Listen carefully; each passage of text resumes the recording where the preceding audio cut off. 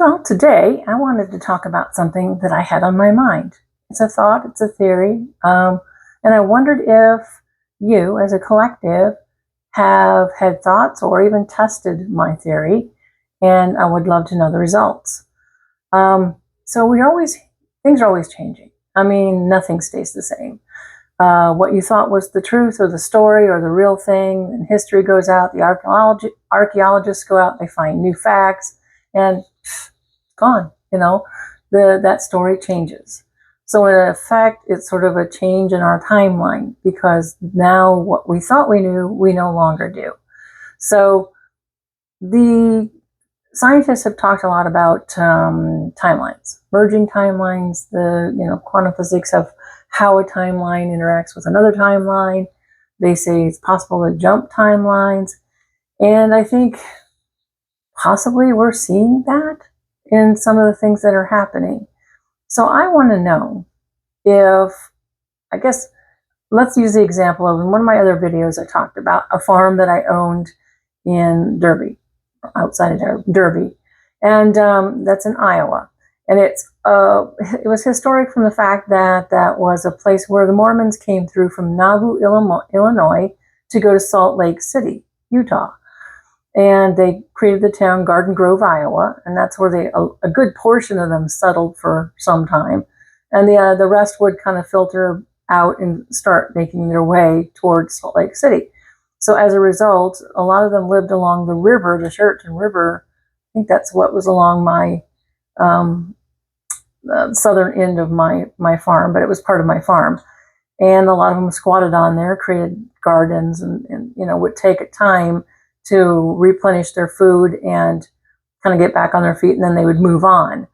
And so a lot of times I think what happened is, they would have epidemics and flus and things like that, where some of them family members would die, and then they would just bury them and move on.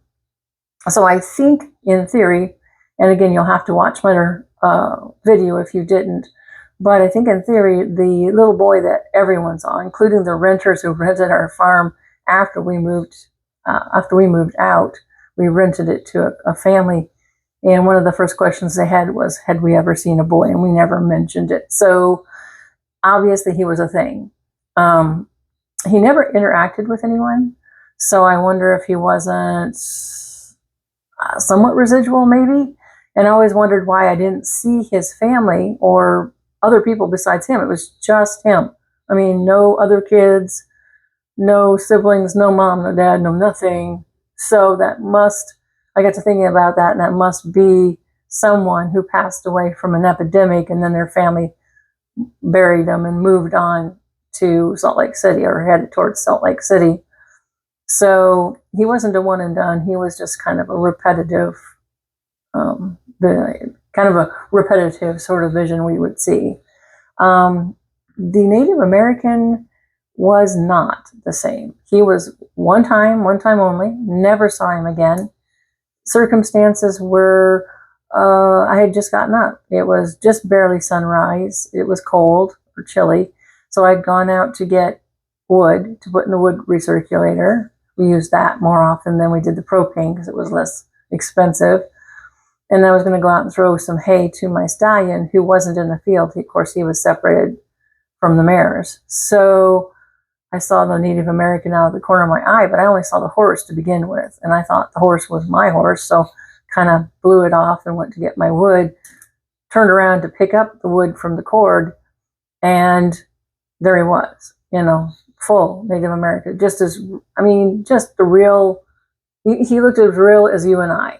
Okay, so it wasn't just, it wasn't like a little faded ghost that you could see through, but this is daylight, beginning of daylight, and there he was. And he saw me, and then even his horse raised its head and looked at me. And then instead of like fading away like you would think, he was just gone. Just it's like I blinked and missed him.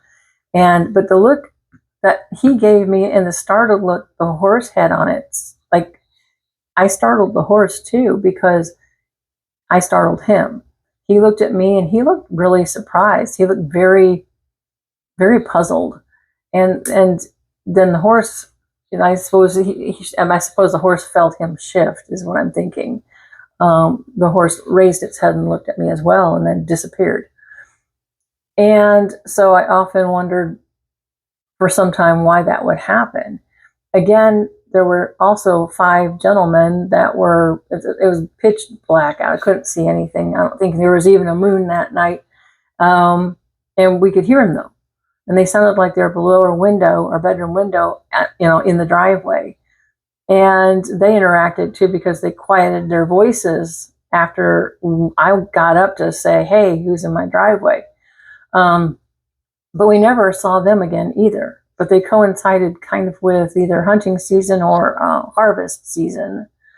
And so I just wondered if they weren't doing what they normally did either. There were 5 brothers who owned that farm. The farm we lived on belonged to their one brother. His name was Ralph, and he had just passed away, and his wife was selling that farm.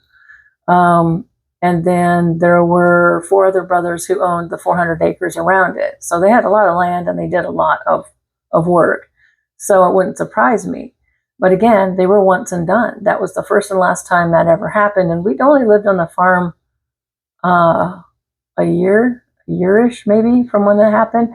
And we actually moved in probably after harvest the first year. So this is the first year that we had been there for like a harvest season.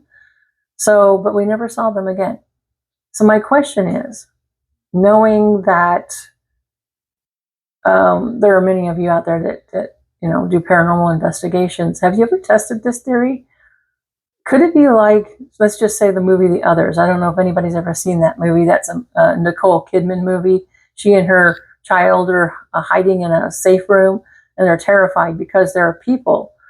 She can hear them, like, sounds like they're tossing stuff around and going through her things, and she's terrified. And what it ends up being is she's the ghost, and they're the people moving in after she's passed away. What if ghosts, not all of them, but what if some ghosts are a shift in the timeline? What if, for instance, the Native American, I saw him because I was in just almost an empty mindset. I had just woke up. I hadn't really thought about anything.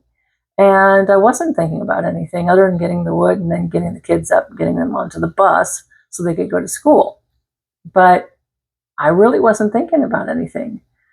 So I wonder if when he saw me and I saw him, we were both very shocked. And it was just seconds. It felt like minutes, but it was just seconds. I wonder if that shifted the timeline. I put it back to where it was. That recognition, that instant whoa, is what shifted him back into his timeline, which was real for him, and put me back in the timeline, which was real for me. So if it's possible to shift between timelines, and there are people that are still living their life on these timelines, like Spider-Man universe. I know, silly, but what if?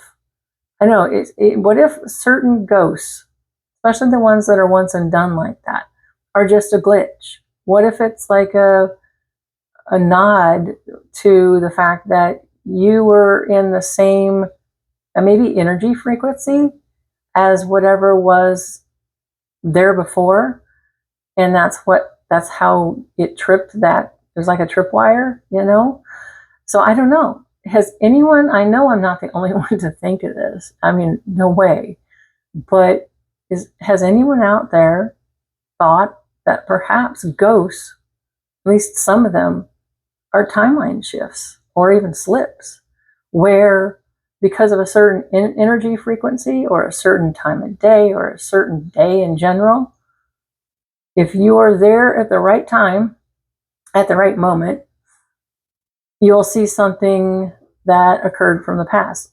Gettysburg is a good example. People have gotten numerous videos of men in uniform, not particularly clear, and according to the videos, not particularly clear visions, but you can clearly see hats and uniforms, and they're scurrying around or marching around. And could it be it's not just a residual thing, but could it be a timeline thing? I don't know. I don't know. I have no idea how all this stuff works. I don't think anyone really does. There are things that are written that you can say have changed over time. And like, history books and whatnot. So if history changes per archaeological finds, why can't our theories on ghosts? So anyway, those are my thoughts. If anybody has some helpful thoughts, I would absolutely appreciate it. If you like ghost stories, paranormal investigations, and talks like this where there's some theories that maybe you could test as an investigator, feel free to follow, like, and please comment. I'm always willing to read all your comments and thoughts on this. So could use some help on this. Has anyone ever done a timeline shift oriented investigation where we're looking at what could possibly cause you to see an actual apparition like that is so lifelike and clear, or hear people as they're doing what they would have normally done all those years? And are they still back there doing that? Is that, we don't really know exactly what's going on around us. So I'm just curious, has anyone ever tested that theory? So appreciate you, and I look forward to our next video. They're going to get more fun, and definitely scarier though. So thanks for listening, and stay spooky. Thanks.